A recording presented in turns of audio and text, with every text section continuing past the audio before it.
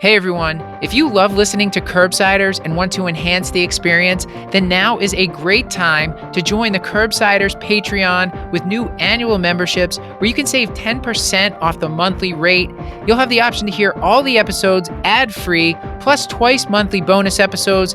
You can sign up at patreon.com/curbsiders. This is a great way to use that CME money that's probably burning a hole in your pocket, plus support the show so we can keep bringing you clinical pearls, practice-changing knowledge, mini-series like Teach and Addiction Medicine, our digest newsletter, and of course expand our video content. So join the Cashlack family today at patreon.com/curbsiders.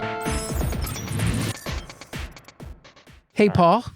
You know, sometimes I just like to tuck my knees into my chest and lean forward, Paul, because that's how I roll. So I mean, not really knee specific necessarily. Not bad. There's knee in it. All right. The Curbsiders podcast is for entertainment, education, and information purposes only, and the topics discussed should not be used solely to diagnose, treat, cure, or prevent any diseases or conditions. Furthermore, the views and statements expressed on this podcast are solely those of the host and should not be interpreted to reflect the official policy or position of any entity, aside from possibly Cashlack Moral Hospital and affiliate outreach programs, if indeed there are any. In fact, there are none. Pretty much, we aren't responsible if you screw up. You should always do your own homework and let us know when we're wrong.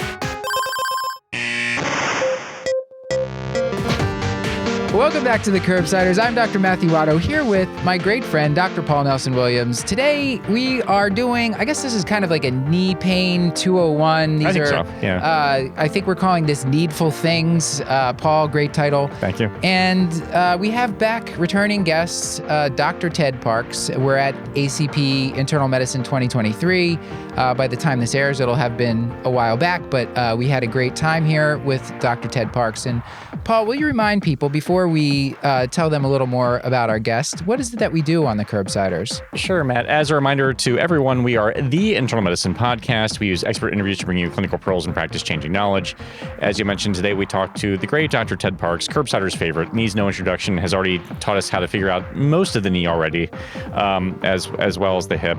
But he's going to talk to us today a little bit more, some of the more challenging causes of knee pain, specifically some of that vague anterior knee pain that may plague you in the office. Gives us some great pearls to add to his already award-winning episodes from the past. So I think without further ado, we'll get to it. Okay, and reminder that this and most episodes are available for CME through VCU Health at curbsiders.vcuhealth.org. Ted, you are one of our all-time favorite guests, especially at this meeting. We get to interview you in person, which is always fantastic. For me, this is the first time in a while because the ACP hasn't, I was sick last year. I didn't get to come here and hang out with you. But the audience, they've heard a lot about you in the past, but I think they're going to want to know some updated hobbies, interests, activities. What are you up to? I think you've been painting portraits in the past, but what are you doing these days in your downtime? I right now, the biggest hobby going for me is I'm in a little country band, and we're playing a lot now. We were abjectly miserable when we started out, and we had a spot on Tuesday night at this real dive bar that no one ever went to. The only reason there was anyone in the place at all is because Tuesday night was free pool shooting night. There you go. And just to give you a glimpse of how good we were, I was doing a song, and this woman came up with a $20 bill in her hand, and I was playing along thinking, while I'm playing, I'm thinking, boy, this is really cool. She's going to give us a tip, or maybe she wants me to do a request. And when we finished the song, I leaned down and she said, boy, don't take this the wrong way, but I've got a really important pool game going on over here. If I gave you guys $20, would you not play for 30 minutes? I mean, so I guess when we turned professional right there and got paid not to play. But you took the $20. Absolutely. Oh, good for you. Yeah. Good. All right. Well, if it is, can the audience find your music on Spotify? Yes, we're on Spotify. Okay. So if you look up Of course you Ted Parks and the Busted Bones, we have one song actually that's put on the radio once a year, and that's that Halloween song. I think. Maybe we've talked about this before. Okay. So it's only on the radio because there are no country Halloween songs, and if you're a DJ on Halloween at a country music station, you reach for this song, and then you won't hear it again for 364 days. If you turn on a country music station almost anywhere on Halloween Day, you're apt to hear that song. That's incredible. We should put that as our intro or outro music for this episode, for Paul. sure. It's called Halloween Monster Blues. Okay. There's also one called Moving On on by Ted Parks and the Busted Bones. So that's another one on that. We did a good job on both of those. The other ones are kind of janky. People recorded it on a cell phone and put it out on from a performance. But those first two are kind of professionally done. So. And remind me, is this all orthopedic surgeons in the band, or is it's a guy I've known since third grade, and then a drummer guy that we picked up just as we made the band. Which is what you do with drummers. Yeah, they just kind of exactly. They kind of wander in and out. Yes, exactly. All right. Well, Paul, being respectful for Ted's time, we probably shouldn't pivot the whole podcast into talking about how he's like just, a polymath. Right, the most interesting person we know. Yes. Yeah. So you want to bring us... You guys got to get out more. Yeah. You want to bring us a case from Cashlack, Paul? Sure. So we were talking a little bit in advance. This is, excuse me, the bane of primary care existence is ill-articulated knee pain, so to speak. So I'm going to tell you about Patricia Alta, which is a hilarious name, by the way. 47-year-old woman. She sees us for primary care. Her medical history is noteworthy for high blood pressure that is well controlled. She's got prediabetes. She has overweight, a BMI of 28.6, let's say. She, in general, feels well, but she is noting bilateral knee pain that has been bothering her for the past couple of months. No trauma that she can remember. The knees have been without any changes that she noticed. They're not hot. They're not angry. There's no swelling. They just kind of hurt. She does work in housekeeping and environmental services. She does a lot of squatting as part of her job, and this does seem to aggravate things. The pain is not well localized, so if you ask her to point, she'll just kind of vaguely gesture around the knee and say it feels like it affects the entire knee. Sometimes it feels like it's, quote, inside the knee. This is one of those cases where I'm not sure I'd be scared to put a name on it and call anything. I'd be tempted to image just see if there's arthritis there. But before we even get to sort of making the diagnosis, I wonder if you could just sort of refresh us on the relevant anatomy of the knee. You have such a great way of talking about how we should be thinking about that and what parts we should be worried about. So if you could just start there, and then we can sort of help out Ms. Alta after the fact. Yeah, you bet. So in her example, I think the relevant anatomic features are what we call the extensor mechanism. And the extensor mechanism is not a single thing, but it's a chain or a train of things that come in tandem one after the other. And it starts proximally with the quadriceps muscle. So that's coming down the anterior surface of your thigh. That right before it hooks onto the patella, it transitions into the quadriceps tendon. The last couple inches of it are not muscle, tendon, they're tendon. And then that inserts on the patella. So that's the next thing in our line of structures. And then the patella attaches below it, inferior to it, to the patellar tendon. And then the patellar tendon goes down farther to attach to the tibia. So they're one after another in a chain-like succession, these structures that as a unit or as a conglomerate are called the extensor mechanism. And they're used to extend your knee. So if you contract your quadriceps, it's going to pull on the quadriceps tendon, which pulls on the patella, which pulls on the patellar tendon, which pulls on the tibia, and that straightens your knee out. Yep. And it's a really important chain of structures, way more important than the opposite side, which is your hamstrings, okay? Yeah. And the reason why it's more important is gravity. So I always get the residents on this. I'll say, I want to ask you a question, and the answer is either hamstrings or quadriceps. And I will stand in the squatted position and stand up. I'll say, what did I use? And everybody gets it right, quadriceps, because you straighten your knee. We just went over that. Then I'll stand in the standing position and squat. And I'll say, what did I use? And most will say hamstrings, because we remember that the hamstrings do flex the knee. Right. But that isn't what I'm using. Gravity is actually flexing me down, and I'm using my quadriceps to meter that. If I used my hamstrings and gravity and my hamstrings I would just crumple immediately to the ground.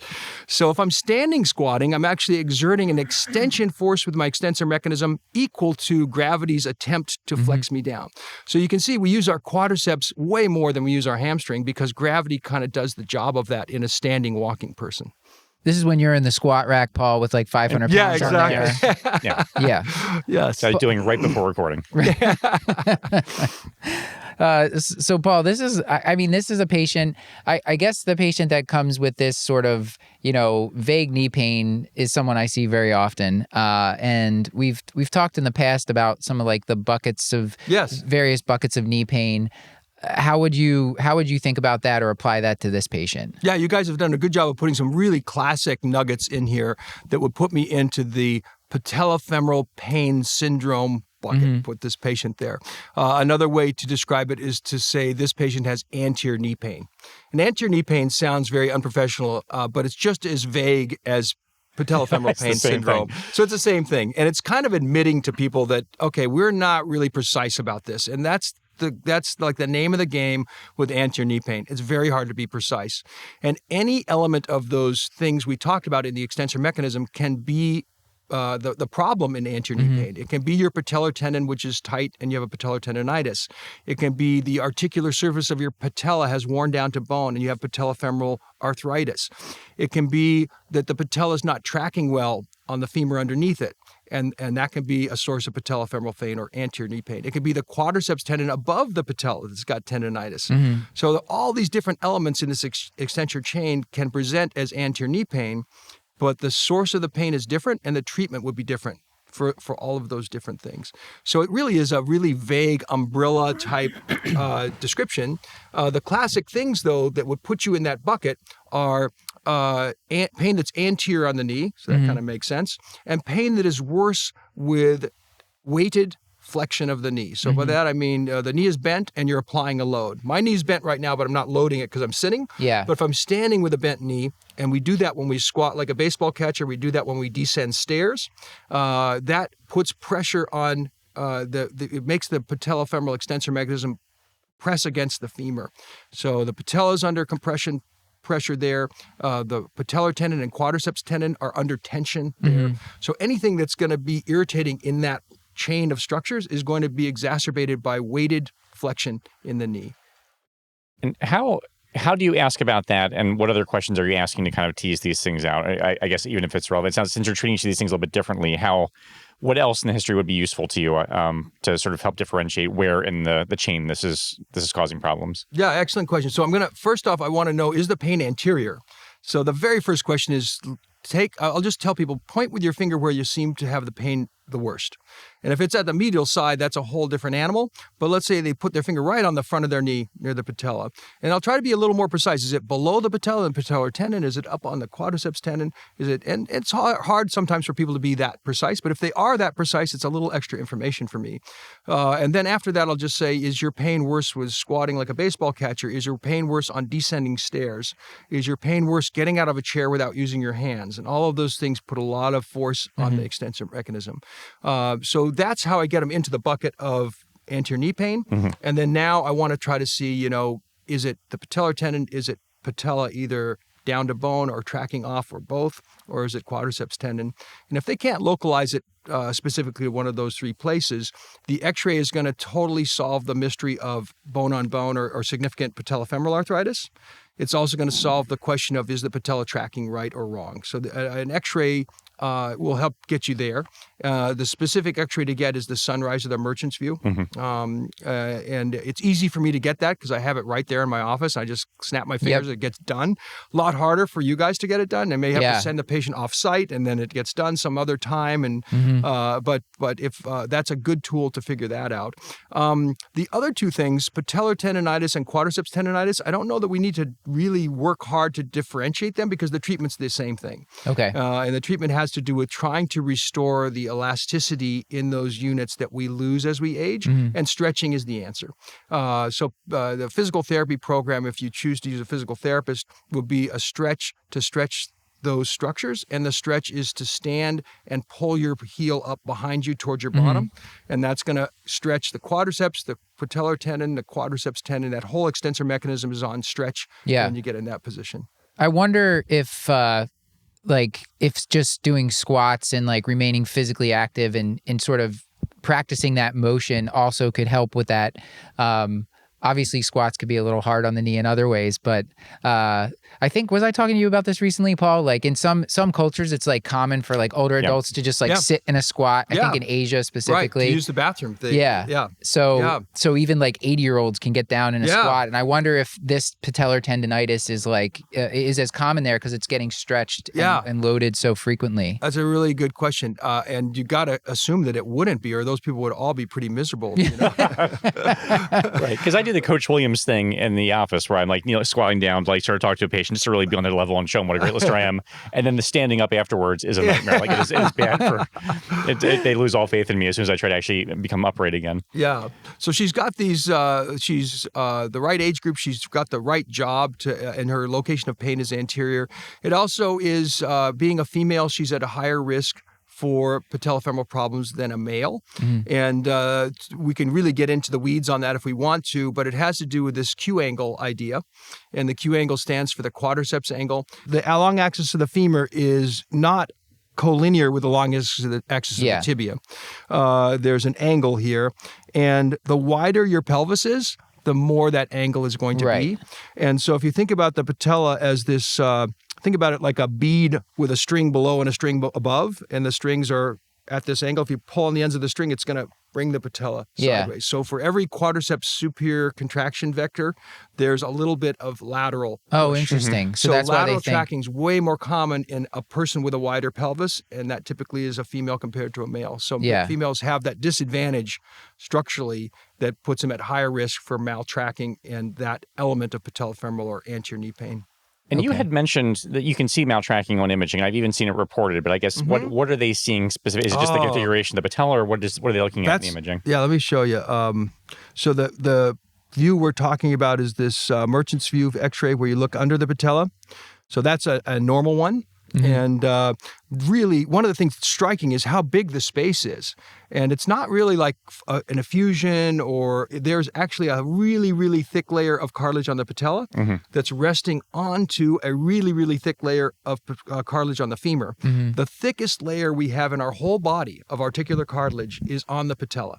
So it's theorized that if it gets thin, some of the forces are transmitted through that to the patella, that nature gives a thick layer there on purpose because the forces are so high. We need that much barrier so we don't feel force on the bone beneath it. So that's the X-ray we'd look, and that's actually showing two knees with the patella well centered in the trochlea, which is the groove that the patella sits in. And I've got a couple here that show that it's coming out of that groove, I thought.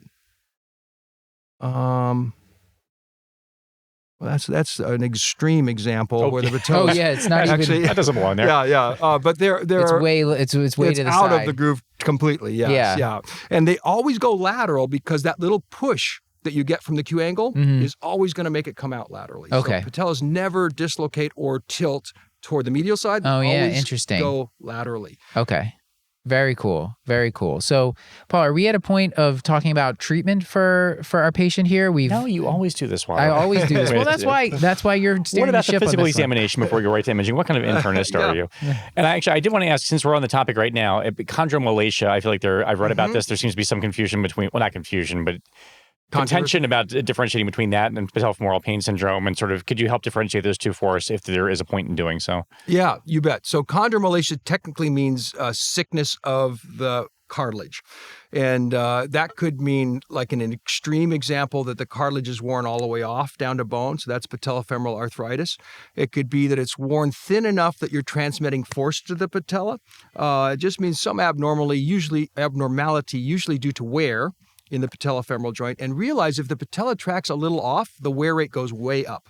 Yeah. So the tracking abnormalities are associated with chondral loss and chondral degeneration. So chondromalacia is a word that tries to describe abnormal cartilage surface on the patella, and it's in the umbrella diagnosis of patellofemoral pain syndrome or anterior knee pain, because like we said, all those structures can contribute. This instance, it's the patella, and it's the cartilage surface of the patella either being absent or thin enough that pressure is being transmitted through it. Gotcha. That's helpful. All right. Now back, I wanted to ask about the physical examination before we go right to treatment. It sounds like we've got a good history, and this is the right person to sort of, we can probably make a good guess at the diagnosis. But for you see this person in the office, what are you doing other than looking at Q angles, which I'm still not sure I would be able to do on the fly? Are there any other maneuvers that you would do or anything else that you do to help kind of tease out whether or not you have the right diagnosis here or not? Yeah, and the physical exam's pretty weak here as far as having diagnostic power, but I do like them to extend and flex their knee a couple of times. Imagine your patient sitting on the exam table facing you, and their knees are bent at 90 degrees, just kind of hanging there. I'll put my hand on the anterior aspect of the knee on the surface of the patella and have them bend and extend their knee, not against any resistance, just in the air like that. And a lot of times you can feel patella crepitation, And if you do that at a cocktail party, probably half the people you do it to, especially if you get old people like me, you're going to find that. And it's only really important or pathologic if it's more exacerbated or if it's more pronounced on the side that you're interested in. Now, she's got bilateral knee pain, so it may be bad on both sides, but the more crunchy that is, the more diseased or worn the patellofemoral articulation is. You're not apt to pick up tibiofemoral chondromalacia there because in that position, there's no compression force on the patellofemoral or the tibiofemoral joint. It's more on the patellofemoral joint. Yeah. And sort of the corollary to that is what people talk about as a theater sign. I'm from Colorado, and our baseball stadium has like 2 inches of room for your legs when you sit there. And so you have to tuck your heels way underneath your chair, and you're in this extreme flexion angle. And that whole extensor mechanism is tightly pushing your kneecap against the bone behind it. So if you sit there for an inning or two, your knees just ache like crazy. And that's the theater sign nowadays would be like the long car ride or the plane ride sign. I was just going to say, I feel like half the people at this conference. That was coined back when those things didn't exist, and the only time people sat like that was to watch a play at a theater, I guess.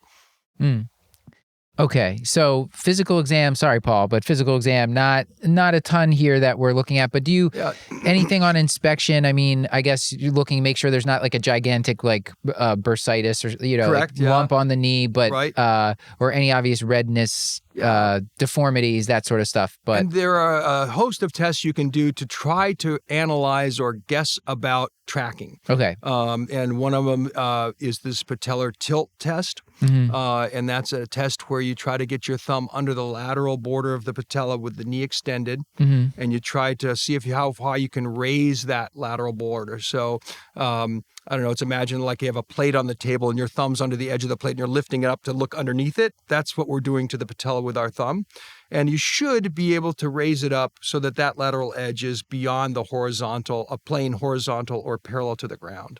All it means, if you can't, is that the lateral retinaculum is tight, which tends to tilt the patella. And again, it's always lateral because of the Q angle. So it just means your patella may be tracking abnormally laterally, which increases wear rate and puts you at risk for those things.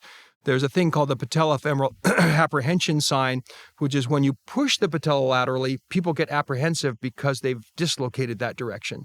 So that's a test for patellofemoral instability as well. And then what about the compression test I feel like I've read about? Is there any utility in doing that?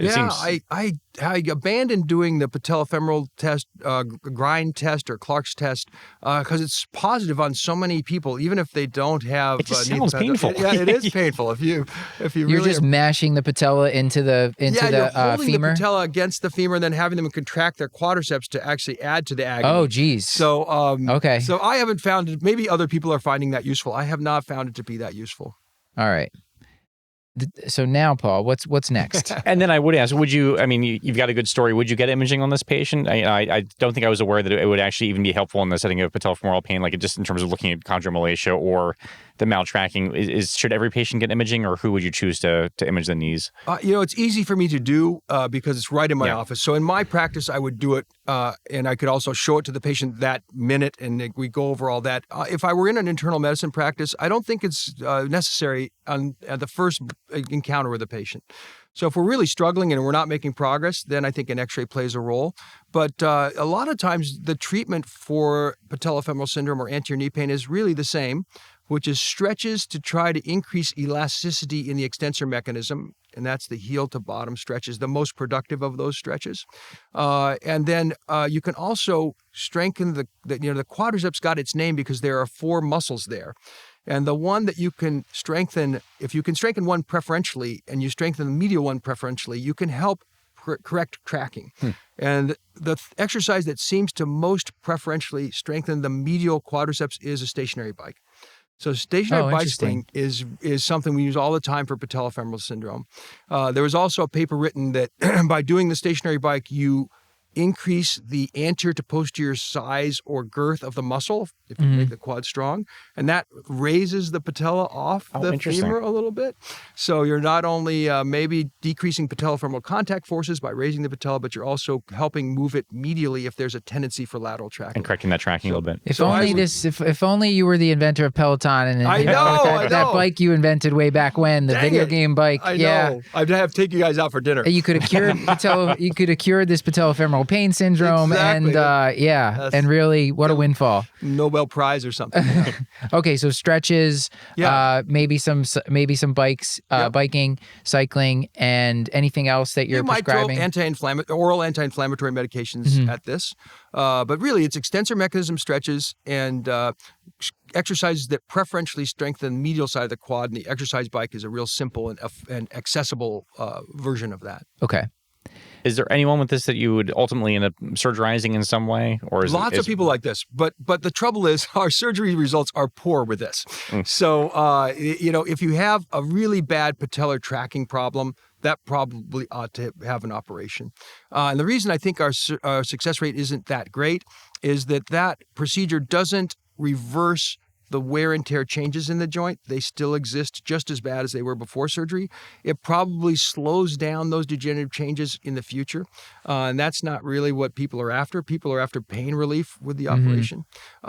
If they have bone-on-bone patellofemoral arthritis and are very symptomatic from it, a knee replacement, either a total knee replacement or the partial that replaces the surface of the patella and the femoral part beneath it, can give pain relief. Yeah. I'm sure patients are going to ask about orthotics, knee braces, those sort of things. There is a knee brace that exists that's a really interesting concept, and that's a knee brace that's spring-loaded, and it puts your knee in extension, and you have to work kind of hard to bend it at all. Okay. So if you want to bend, so it gives you like a functional peg leg unless you really work hard. Yeah, exactly. Unless you decide that you want to bend it, in which case you've got to recruit your hamstrings. So let's say that I'm in that squatting position we were talking about earlier. The spring is actually going to do a lot of that work, not my extensor mechanism. So it unweights the extensor mechanism. Now, over long periods of time, maybe it makes it weaker, which is going to be counterproductive.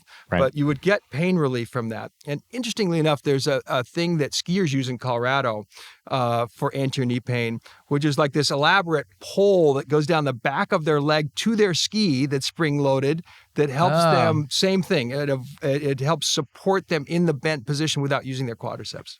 Oh, wow. That seems a little lazy to me. I don't know. It is kind of slacker's way out. You know? But I guess if it keeps people skiing and they're, that's what they love to do, then more power to them. That knee brace sounds like, is it a proprietary, only one company makes it? Is it very expensive? And I haven't seen it for a long time. Okay. So it probably hasn't really taken fire. It hasn't taken fire. Okay. Maybe because the long-term consequences, quadriceps atrophy, which goes against our mission. Okay. What do you think, Paul? If we sorted this out, so what are we gonna do for we teach our some patient? stretches, so we tell her to get on her exercise bike. Ms. Alta comes back. She says we are the best doctors that ever existed, and we get a 5 out of 5 Yelp rating, which is great. But which is what we're really after. Right. Just give me that validation. And I get paid by Yelp rating. It's an important metric. Gets replaced Press Caney. So Ms. Alta comes to the office several months later after we fix her patellofemoral pain, and she says to us, I think my bursitis is acting up. And you're like, well, what do you mean by that, Ms. Alta? She says that she's now having more anterior knee pain. It is just the left side this time. She says it's worse than when she stands up from a chair, but she also knows when she climbs or descends the stairs, so either direction. The pain's been going on for about a month, but has gotten worse over the past few weeks. She says also, she volunteers this because I wouldn't think to ask, that she has trouble sleeping on her side because the pressure of one knee against the other knee actually really bothers the left knee. Again, no trauma that she can recall. She didn't bang it on anything. She's not noticed any particularly erythema, warmth, or swelling. We do have some prior imaging for her, which maybe shows a little bit of DJD, but nothing super significant, and certainly nothing medial to write home about. So I guess Ms. Alta's diagnosed herself with bursitis. I would ask you, is she correct? And what would you do to sort of confirm or refute this if that's what your concern was? Yeah, so we were talking earlier about the fact that in the knee there are sort of two troublemaker bursae, one that will exist beneath the skin, just beneath the skin, anterior to the patella. So when you feel the front of your knee and you feel the patella right beneath the skin, there's actually a bursa in between there that you're not feeling because a functional bursa is a collapsed sac, and as it's collapsed, you don't really feel any thickness of it or anything there. There's also one down by where the pes anserine tendons attach to the medial tibia, about 3 inches below the joint line, so well below the joint line. So this is, like you're saying, these are extra-articular causes of knee pain.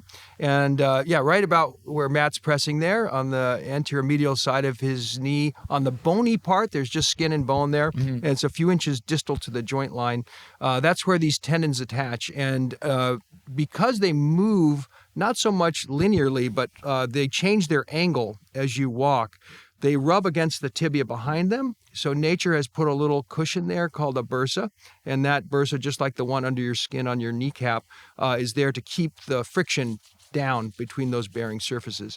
So that can become inflamed. And that the second part of her history really supports that. So that's a source of medial knee pain. When she sleeps on her side and she stacks her knees and they stack on each other, that's putting pressure onto that area. And if it's sore and inflamed, that would definitely cause the symptoms she's talking about.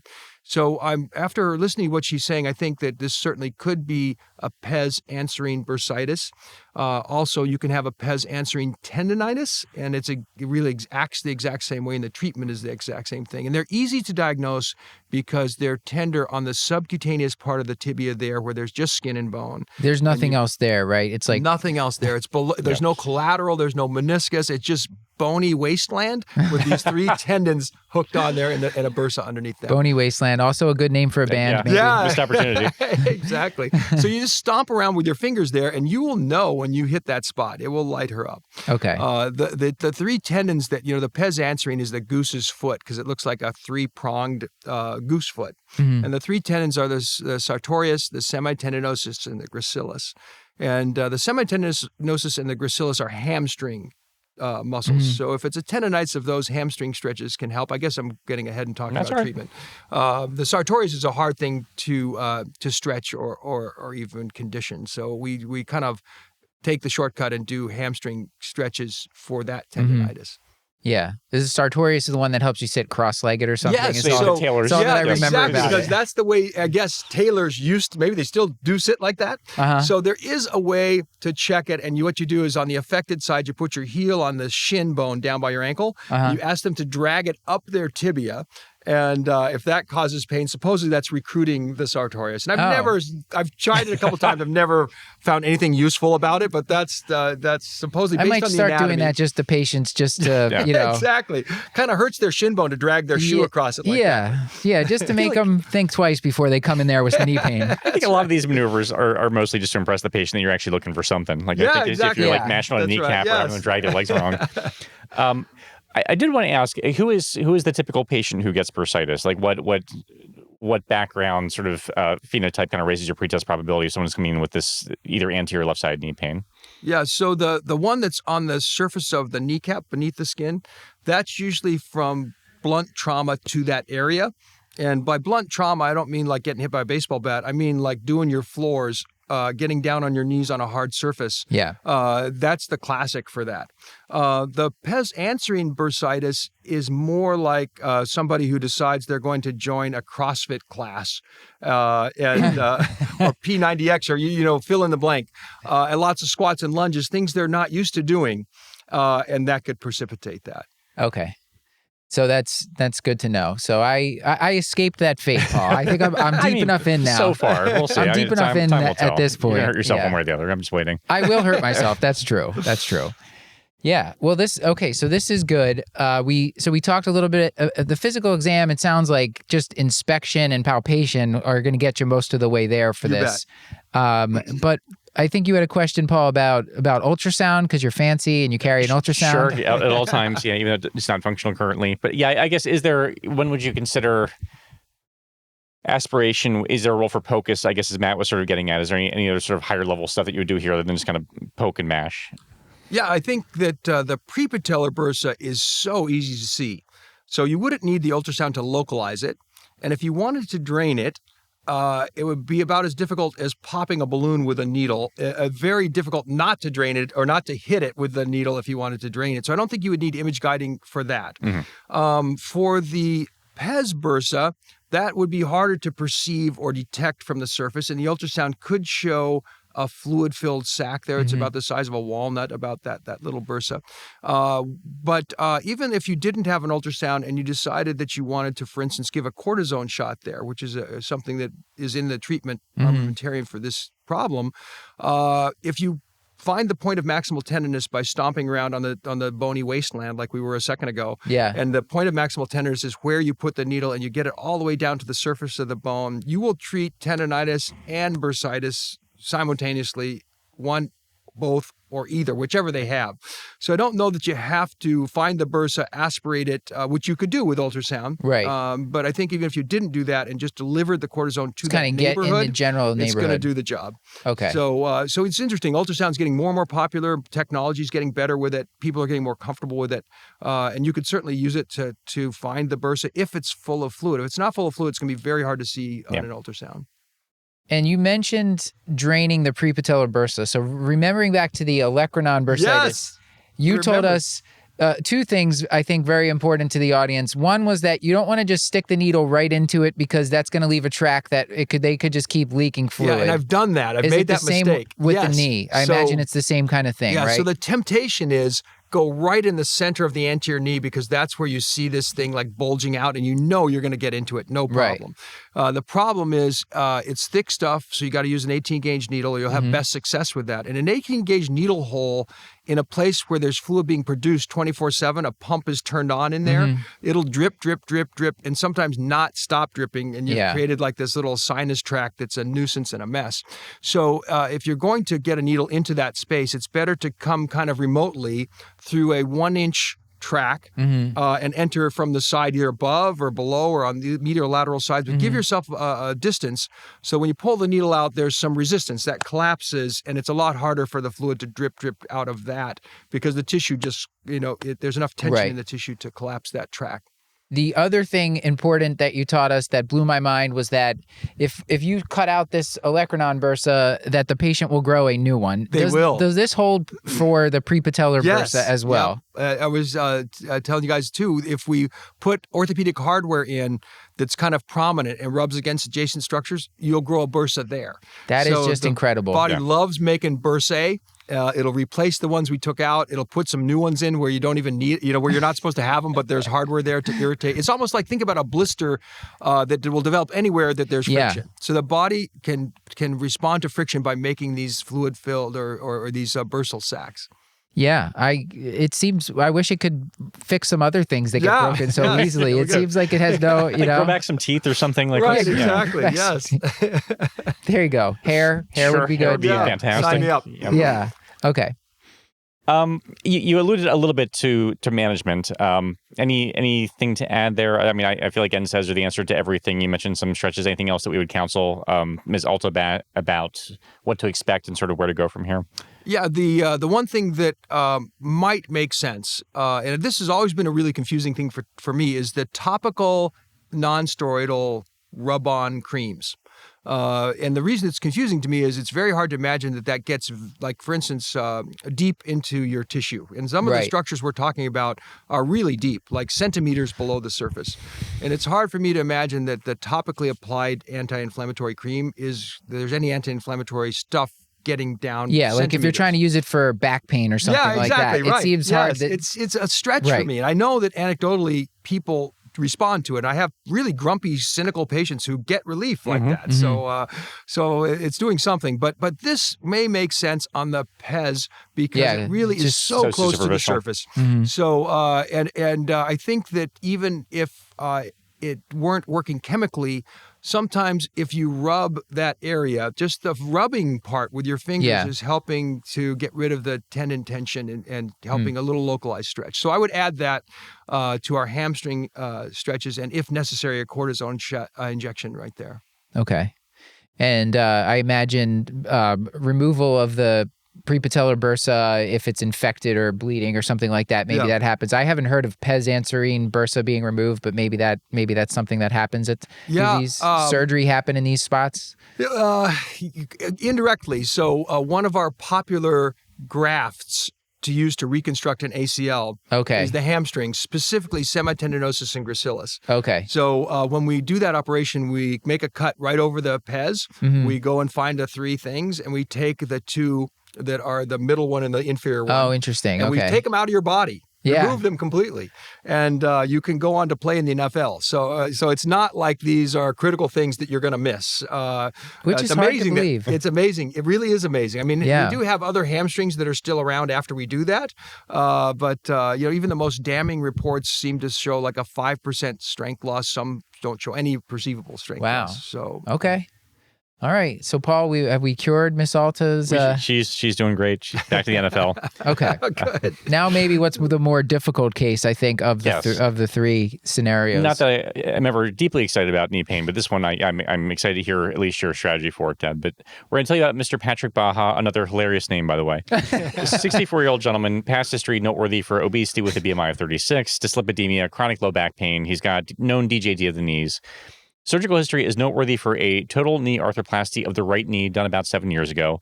Initially, this was really helpful for him.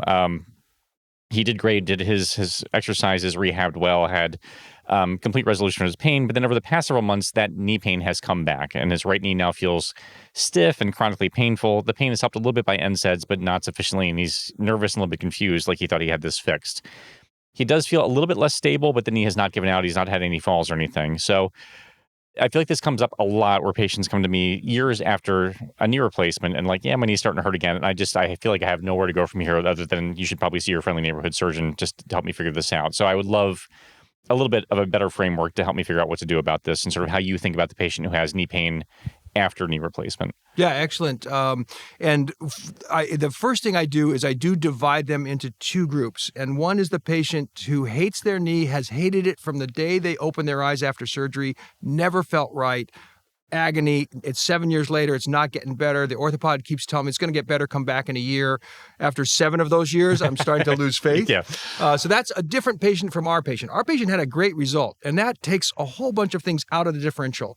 It takes a poorly implanted knee replacement technique out of the differential.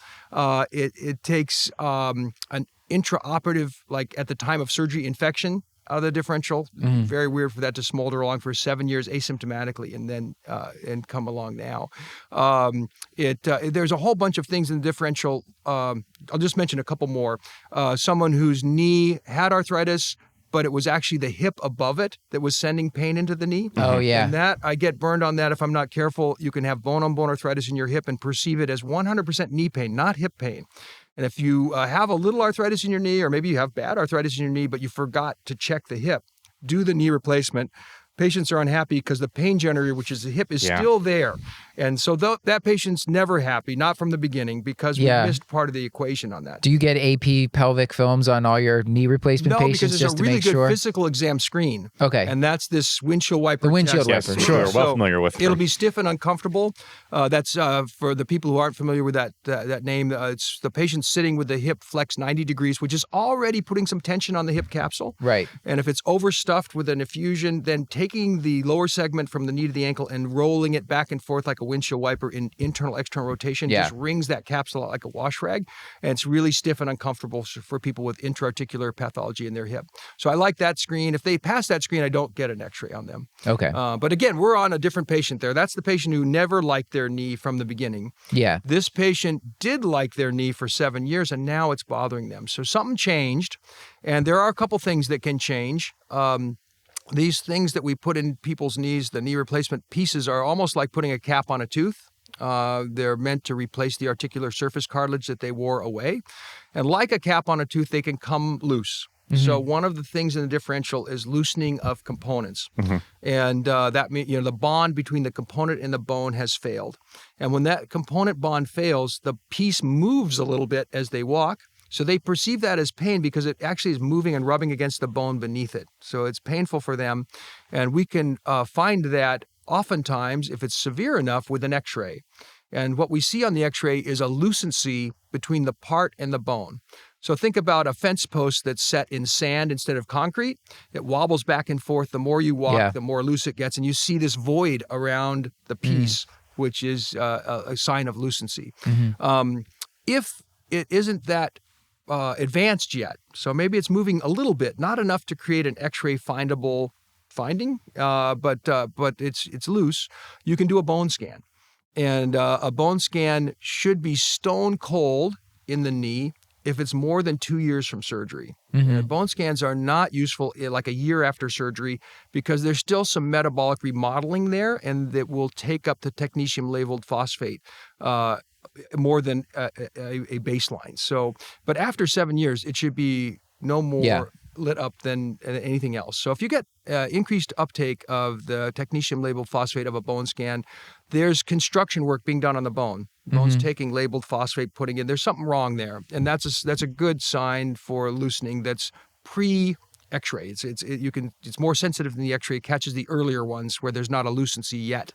And this could be purely mechanical, or the adhesive is failing. It's not necessarily infection or not necessarily some other infection. Inflammatory process going on. So that's what we call aseptic loosening. And 7 years is kind of early for that. Shouldn't happen that early, but it sometimes does. Rarely, but sometimes does. So that's on my differential, is looking for aseptic loosening. And then, as you brought up, infection. In this case, it's not the most common infection, which is the one that was introduced during the day of surgery when things are wide open and people are touching things, but more likely a hematogenous seeding of the knee from an infection somewhere else in the body. And that can happen at any time in the patient's lifetime. And one of the burdens that you have as a joint replacement patient is you have a big foreign body in essentially an abscess cavity, the joint, which is poorly serviced by the immune system. So you're kind of a setup if you inoculate that somehow with bacteria. So those infections, and a lot of times the patients will say, well, doc, I know it's not infected. It's not like really huge swollen. It's not red. It's not like a bursting boil. But there are indolent germs that can kind of grow along at a low pace and cause this nuisance, naggy pain. And so I think that belongs on the differential and something we're kind of obligated to rule out. So if there was fluid there, that maybe you would sample the fluid if you were able to detect it. There's a protocol I can go over with you. This is what the Academy of Orthopedic Surgeons recommends if you want to work that up. Okay. And they give different numeric points to different elements in the workup. So the things you can do that don't require a needle in the knee are an erythrocyte sedimentation rate and a C-reactive protein. And unless there's some other reason, those should be pretty low. They're not very specific. So if you have, you guys know better than I do, if you have some other disease process, they're going to be elevated. But let's say they're both normal. If they're both normal, you can make an argument for just putting infection to rest. Okay? If they are abnormal, then you've got to say, okay, are these elevations coming from a knee infection or just some other thing that the person has? They have sinusitis or like a dental 60-something-year-old infection. patient with chronic illness, like there's probably something else going on. Yes. Yeah. So if they're elevated, then I like to aspirate the knee. Okay. And I'll aspirate the knee and look for elevated white cell count, a differential that favors polymorphonuclear leukocytes. There's this complicated algorithm that incorporates like different scores for all these different things. But the concept is, if the serum markers are elevated, you're probably obligated to check to make sure it's not the knee. A knee aspiration, needle aspiration, sending the fluid for it's gram stain culture, cell count, differential, these things. Okay, so we're familiar with these kind of kind of workup. So okay. Anything else on the potential algorithm there for the workup? Or so I don't want to get too technical, but in a knee replacement, our human knees have three surfaces that rub against each other and articulate. There's the femur against the tibia, both of which are coated with cartilage in a normal knee. There's also the patella against the femur. So these three bones are all rubbing against each other. And sometimes when we do knee replacements, we open the knee. We're doing the surgery because the femur is down to bone, the tibia is down to bone. We resurface both of those, and the patella has a thick, pristine, normal layer of cartilage. Right. Oftentimes, we don't resurface that patella. We don't cut off the nature's good cartilage to put our plastic piece of almost cartilage on there. And over 7 years, that can wear as it rubs against the metal of the femur covering. Okay, so you can go from having a normal, asymptomatic, healthy layer of cartilage on the patella in 7 years to wearing it down to bone of the patella rubbing against metal. Oh, interesting. Okay. So if the patient had a knee replacement in which the patella was not resurfaced, it'd be great to get a merchant's view and look to see, is the bone resting right on the metal of the femoral component. And that just means that in that time, they wore off that natural cartilage. That seems very practical and to know and intuitive now that you sort of mentioned how you think about it. Right, because I went deep in the weeds for this, looking at the ortho literature in terms of like, well, was the patella resurfaced or not? I'm like, this is far more than I need to know. But when you frame it that way, like this, okay, this makes a great deal of sense. So I just want to make sure I'm understanding. So you're concerned for some sort of hardware loosening. You could do a plain film. If that doesn't show you anything, then you might follow up with a bone scan, which is going to be a little bit more sensitive for that. And then at that point, if there is some evidence of loosening, you would probably do potentially some sort of aspiration to see if there's an infectious etiology or not. Am I just if the ESR CRP is elevated? Yeah. So I guess we crossed over there between aseptic loosening and septic loosening. So let's just pretend that we see loosening on the X-ray. The components are grossly loosened. One or both components are not bonded well to bone. That's going to need surgery. Whether it's infected or whether it's aseptic, that loose piece isn't going to tighten up and rebond to the bone. Right. So at that point, we're going to make a plan to revise the knee. And when we're in the knee revising it, we will send actual tissue samples for frozen section to be looking for acute inflammation. We're going to send stuff to the lab to look at the gram stain. So we'll be able to do some of these tests for infection there that are more powerful than an aspiration or the set rate and so forth. And we got to be in there anyway. So while we're in there, we'll get some better samples to get more accurate tests to rule out infection. When we go to the operation, we're telling the patient if it's infected, and we find that during surgery, we're going to take out all that stuff and we're going to put in what we call a spacer, which is just a piece of polymethyl methacrylate, but it's a plasticky stuff that's impregnated with antibiotics. And the antibiotics are going to weep out of that device into the surrounding tissue at the same time they're getting 6 or 8 weeks of IV antibiotics directed by what organism we find.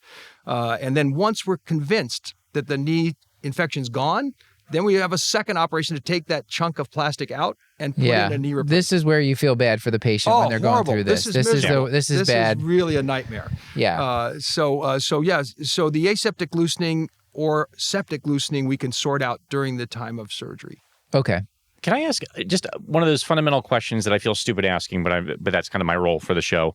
But when we're talking in general, when we talk about knee replacements and sort of the life expectancy that they have, like these might be good for 10 years, and it sounds like they may be even longer at this point. But what is happening at that time that they become not as that?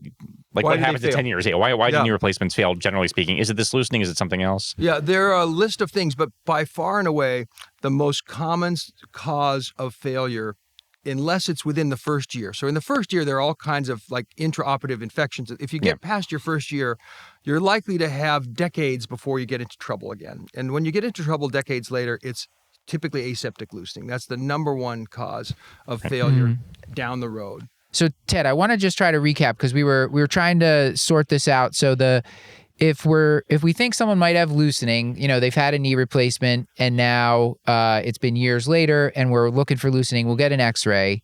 If we see a lucency, that knee hardware has to be revised, and when we go in there, we can check if it's aseptic or infectious. Correct. Because we're going to be opening up the knee for surgery.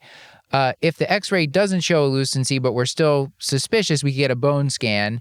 And at 7 years out, after 2 years, that bone scan should be negative. Nothing should light up on the knee more so than anywhere else. Correct.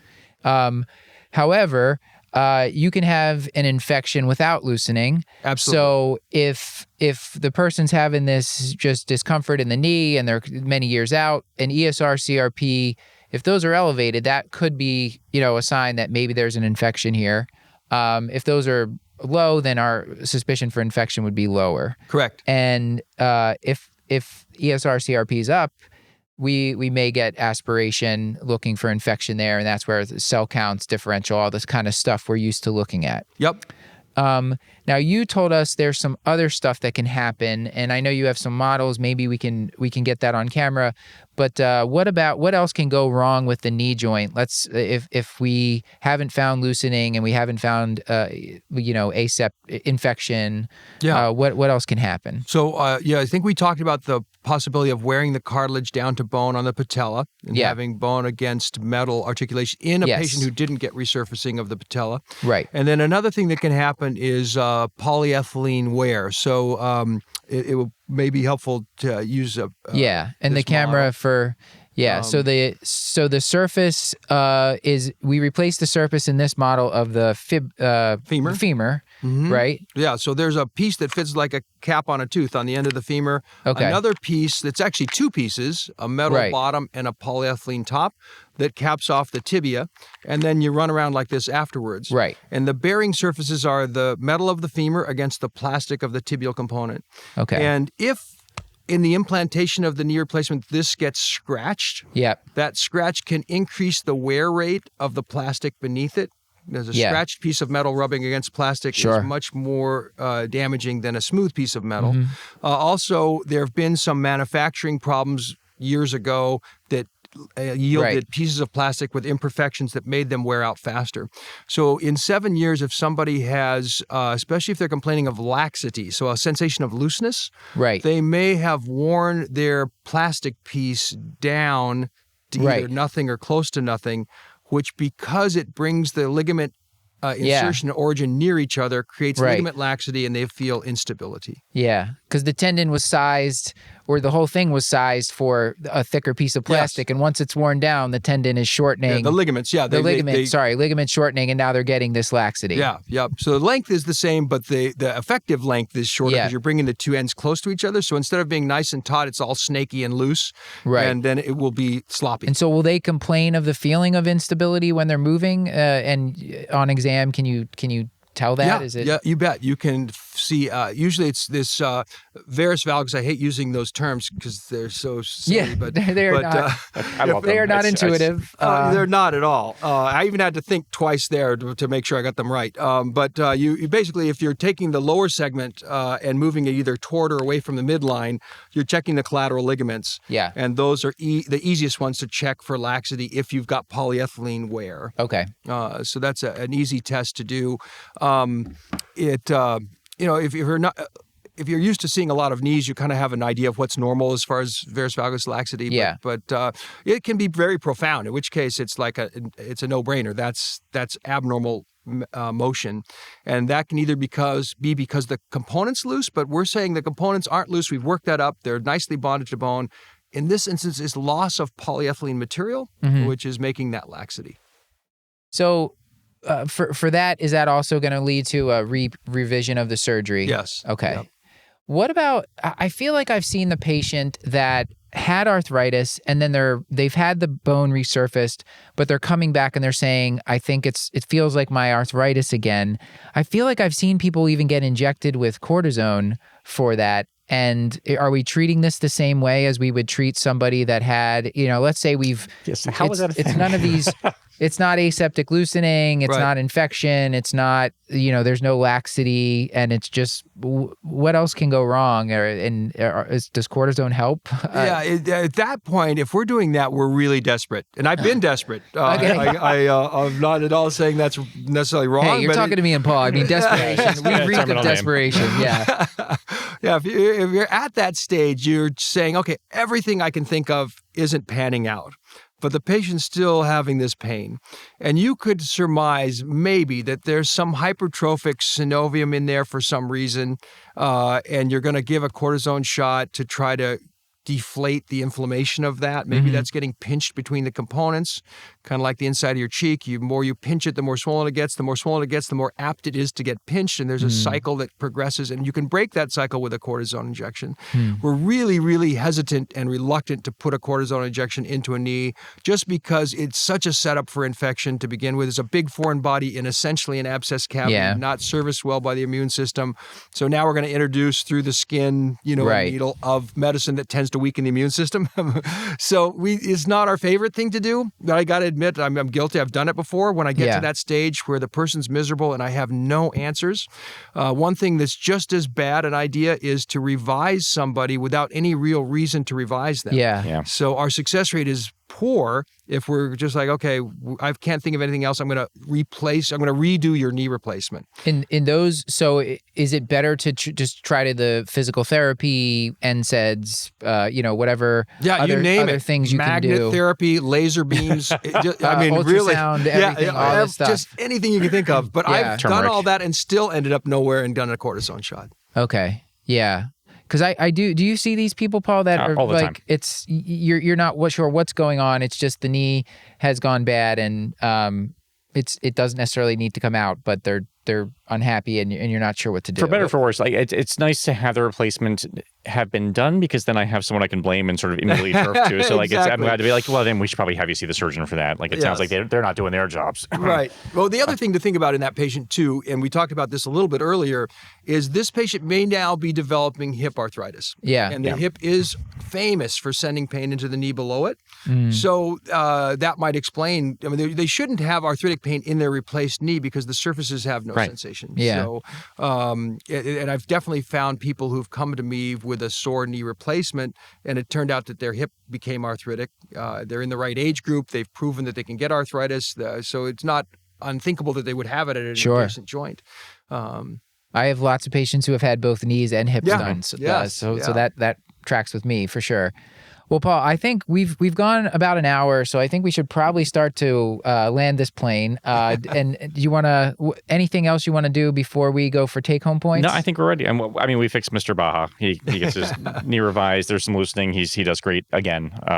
So we'll send out the patient happy, and then ask Ted if you have any take-home points for our listeners. Yeah, I think we covered it all in pretty good detail. So those are great cases, and they're always more difficult than the more center-of-the-road knee complaints that we see all the time and have talked about before. Is there like one thing maybe for each, like for the patellofemoral pain syndrome, for the bursitis, or for the post-op knee pain that you want people to remember, like one take-home per? If I had to do one take-home per, I would say for the anterior knee pain, try to avoid surgical solutions. They don't work well. Emphasize physical therapy. Okay. For the pes bursitis, cortisone's a great weapon for that. And it's easy to do because your target's right there under the skin, and the patient has just told you where the focus of pain is. Right. And then for the painful knee replacement, where the pain starts years after the implant, X-ray. X-ray is really helpful. It'll pick up loosening. It'll pick up down to bone wear in the patellofemoral joint, a tracking problem, all kinds of things. So okay. You get the big 3 X-ray that we talked about before, so a standing film, PA lateral, and then emergent view for all these patients. Is that right? Great. Yes. All right. Well, thank you so much. Always good to have you on the show. Great to see you guys. We owe you a shoulder episode at I'd some love to point. do that. Yeah. Maybe next year we'll do that. We'll tackle that. All right. You got it. This has been another episode of the Curbsiders, bringing you a little knowledge food for your brain hole. Yummy? It's always kind of a question. Still hungry for more? Join our Patreon and get all of our episodes ad-free, plus twice monthly bonus episodes at patreon.com/Curbsiders. You can find show notes at thecurbsiders.com, and while you're there, sign up for a mailing list to get our weekly show notes in your inbox, including our Curbsiders Digest, which recaps the latest practice-changing articles, guidelines, and news in internal medicine. And we're committed to high-value, practice-changing knowledge. And to do that, we need your feedback. So please subscribe, rate, and review the show. We're on YouTube, Spotify, or Apple Podcasts. You can also email us at askcurbsiders@gmail.com.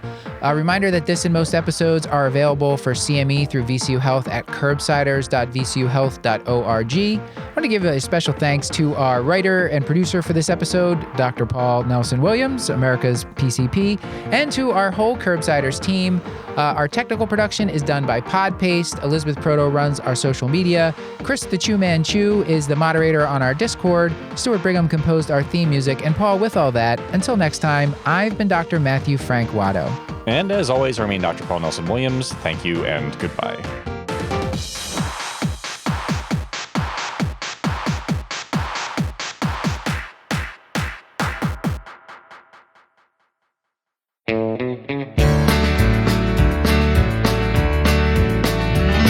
Well, Frankenstein was a friend of mine. We used to go out for a beer or a glass of wine, and we'd talk about all the things that were dragging us down. I complain about traffic or kids these days, and why my boss won't give us a raise, and he'd shake his head and say, man, you got nothing on me. I got this big old body and a little tiny brain that was stolen from a guy who's criminally insane, and then they sewed these bolts on the side of my neck. But the biggest hassle is the dating scene. When you're 6'10" and your skin's a pale green, it makes it kind of difficult to find a lady. He said it's hard to meet women when you look like this. You can count on one finger all the ones that I've kissed. Try not to scare them, but I can't resist. It's hard to meet women when you look like this. Well, my friend Drax got a cape on his back. He's got pointy little teeth and his hair slicked back. And that accent of his, man, you'd think the girls had come running. But it's hard to date women in the usual way when you're sleeping in a box in the basement all day, and that thing about changing into a bat, that just freaks them out. He used to have a girl, her name was Jane, until he sunk his teeth into her jugular vein, and that's what Dr. Phil calls a relationship ender. He said it's hard to meet women when you look like this. You can count on one finger all the ones that I've kissed. Trying not to scare them, but I can't resist. It's hard to meet women when you look like this. Now the Wolfman, he's not all that scary. Sure, his teeth are a little pointy and his face is a little hairy, but after all, he's a cousin, a man's best friend.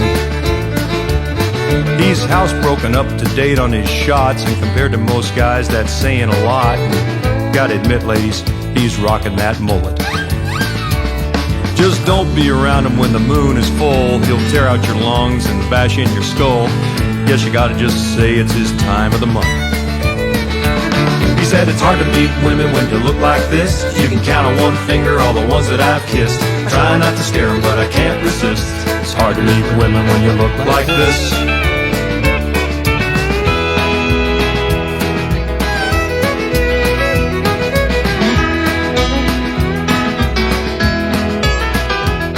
So ladies, all I'm asking is you give him a chance. Buy him a beer or ask him to dance.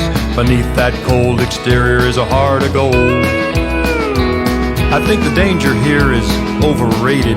Can't be worse than that biker you dated or that creepy guy you met on date.com. These guys ain't monsters, they're just misunderstood. Firm-handed woman would do them some good. And besides, you always said you liked the bad boys anyway. They say it's hard to meet women when you look like this. You can count on one finger all the ones that we've kissed. Try not to scare them, but we can't resist. It's hard to meet women when you look like this. It's hard to meet women when you look like this.